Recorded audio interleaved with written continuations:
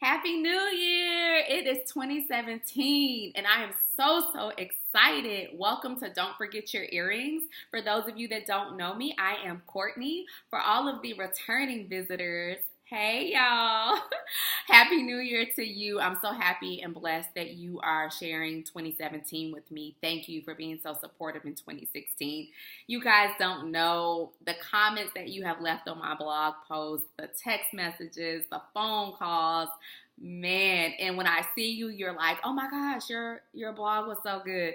Thank you so much. That means the world to me. Like, you will just never understand. Anytime I get feedback, it just really makes me happy. So thank you guys so much. This is the first blog that I'm actually publishing. I've practiced on and off for a couple of years, but never really published anything. But because of the topic of this particular vlog, I just wanted to share it with you. I wanted you guys to hear it from me and hear me speak these words instead of writing them. So I hope you guys enjoy. Please let me know what you think. And also let me know what you would like for me to discuss next. That would be great for me to understand that. The title of this vlog is How I Took My Life Back.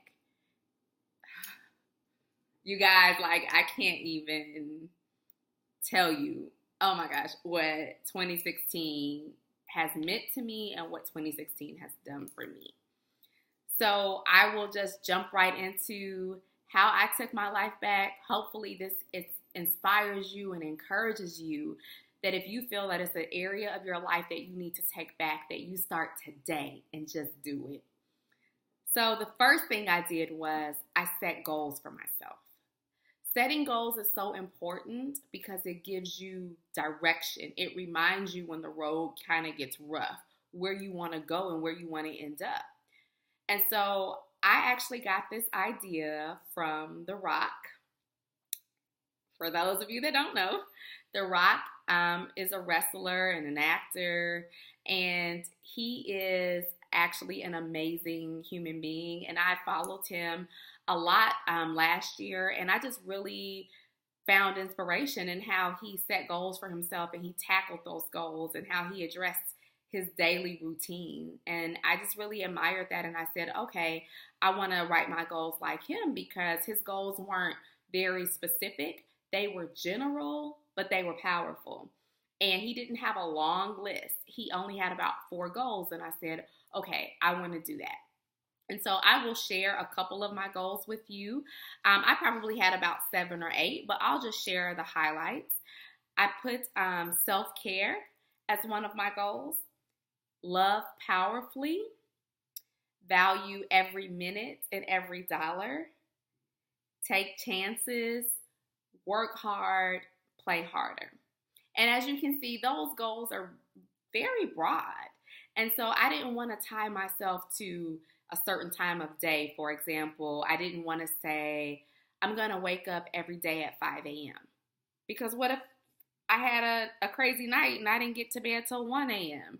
You know, I didn't want to hold myself to that level of accountability because I didn't think that the likelihood of me following through was going to be very high. So I wanted to set goals that were obtainable and that I could strive for every day. So those are the goals that I set for myself. The next thing I did was I reduced my stress and I created balance. Balance is so important when you want to take your life back. You have to set boundaries, and you have to also remember that it's more than just one side of you, and you have to fulfill the needs of every part of you. And so I can just share with you that in 2016, I was starting to have a couple of health issues and serious health issues. And I went to the doctor, and she said, you know, Courtney, I am not putting you on any medication. You're way too young for that. She said, you're going to eat right, exercise, and cut your stress.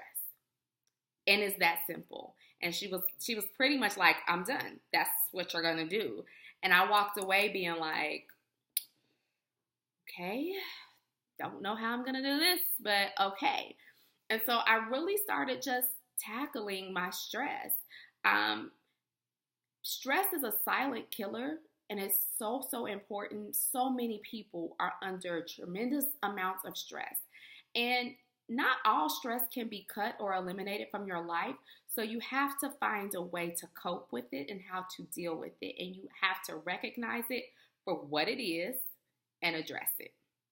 And so I really, really focused on reducing my stress level.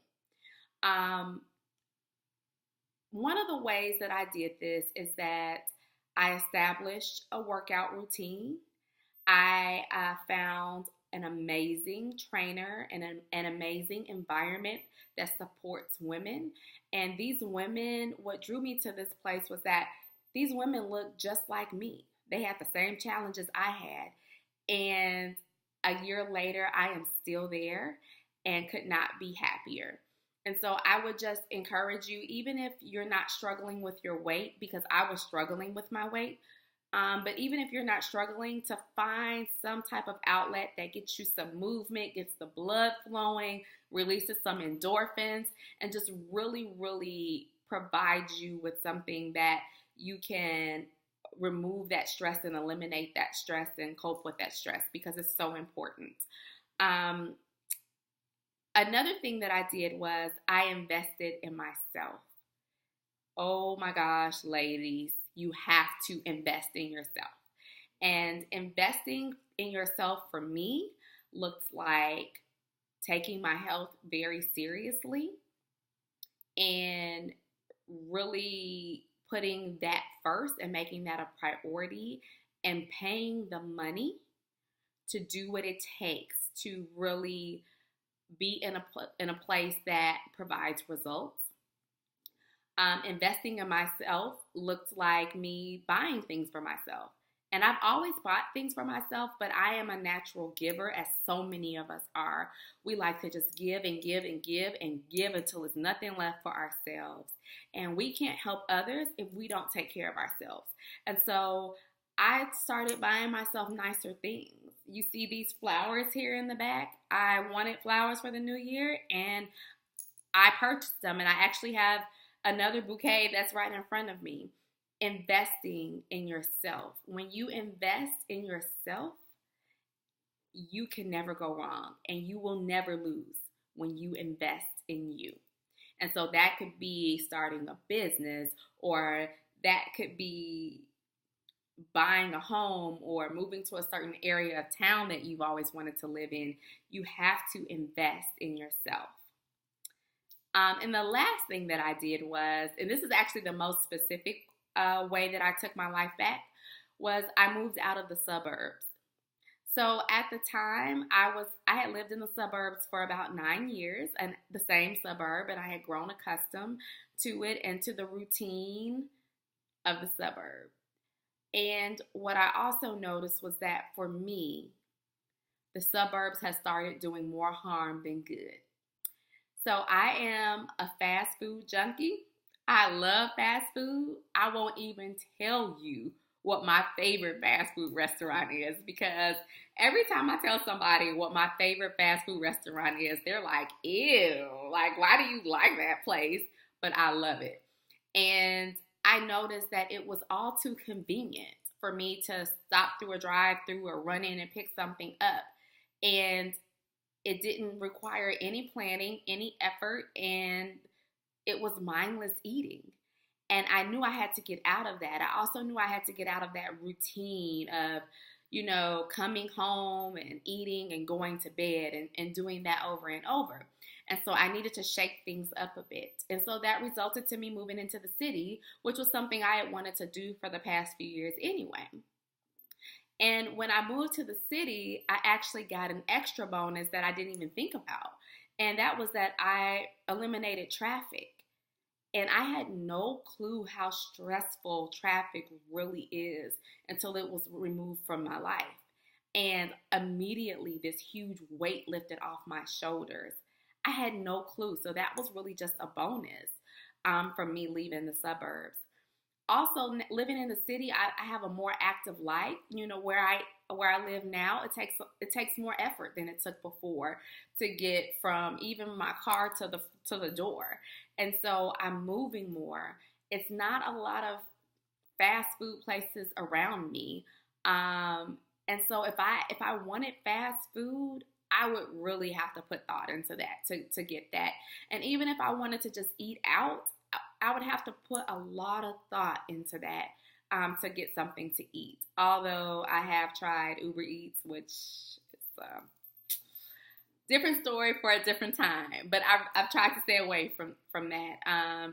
It's really just about putting more thought and more intention into what you do. You don't ever want to get to where you're doing mindless behaviors, because it just becomes habit and you're not even really thinking about what you're doing. So like I said, I left the suburbs. It's almost been a year and I have no regrets about that. That was probably one of the best decisions I've ever made. So what are the results of these changes? The first result is, which is no secret if you follow me on social media, I have lost 40 pounds. Oh my gosh. I just remember where I was in 2016 and what my weight was. And that was the heaviest I had ever been. And I was miserable. And the fact that I could end 2016 saying that I lost 40 pounds, I am so proud of myself. And it's really not about the weight loss, but the mindset that came along with that. It has just been an amazing journey, a journey that I'm actually still on. I'm not done. I have new goals for 2017 as far as my health and my fitness, but I really encourage you, if you're struggling with your weight, because I do understand, to find a place that fits you. So everybody can't go to a chain gym and, run on the treadmill and lift weights and lose weight. That doesn't work for everybody. You have to find what works for you. And while some people's opinions may be important, you cannot let other people's opinions of what you should be doing or should not be doing dictate how you address your health. You have to find what's best for you and find something that you will stick to. I knew that I was not a traditional gym person. I've had countless memberships to gyms. So I had to find something with a little bit more personal interaction. I'm very big on energy. I'm very big on vibe. And so I had to find a place that I thought had good energy. So like I said, don't do what other people do or hold yourself to other people's standards about what you should do or shouldn't do. You always have to do what's best for you. And I guarantee you, if you keep that mindset, you will win. Also, a result of all of this was that I became less sensitive. And that was something that I wasn't really expecting. And so I learned to let a lot of things roll off my shoulders. Even if I get upset in the moment, or even if I address it in the moment, 10 minutes later, I'm probably doing something else. Even if I have addressed it, I don't let things weigh me down as heavily and affect me as much as they used to. And let me tell you something. When you are not as easily offended, oh my gosh, it's like an amazing feeling. You can't walk around being offended all the time by everything somebody does or says, even if their intention may not be the best. You just got to learn to let it go and not take things with you and carry that with you all the time. And so I've learned to have a thicker skin and not be as easily offended. And it has been absolutely amazing. That was almost like a surprise. I didn't see that one coming. I didn't expect it. And I am just so, so happy. And I can get a little preachy about that, about not being so easily offended, because some people will say things to you or do things to you, but it really may have nothing to do with you. And so you have to always self-reflect and say, okay, what could I have done in this situation to prevent this? And what have I learned? And let it go. Another thing is, You have to also realize when some things and some people aren't for you. And that was something that I had to learn, and 2016 has really taught me this lesson. I feel like God is like, okay, girl, this is like the last time we're about to go through this. So I'm going to hit you hard because you're going to learn this lesson. And so some things and some people aren't for you. And it doesn't make them a bad person, and it doesn't make you a bad person. It just not for you. And when you learn to accept those things, it makes your life so much easier. And it helps you find an inner peace and happiness and contentment. And that was another result of taking my life back. I really hope that helped you and that encouraged you and motivated you to take your life back. So moving to 2017, what are my goals? So I've been toying around with my goals, and at first I was kind of beating myself up because I hadn't had the same type of goals that I came up with for 2016. So I said, just because it's January 1st doesn't mean your goals have to be defined. So I started toying around with it, and this is what I've come up with so far. Now, this could change, but this is what I have. The first thing was to respect my waistline. That is my goal for 2017. Respect my waistline. If I respect my waistline, everything else will fall into place. And so that will make me be more cautious of the food I put in my mouth. That will make me be more mindful of the certain exercises that I do. So respect my waistline. Another thing is God and spirituality, very important for me. Making time for rest. My mom always tells me, like, could you stop? Like, could you please rest? So I really want to make time for that, to be present. A lot of times with all this technology, cell phones, we can get pulled away from living in the moment. So I really want to live in the moment more.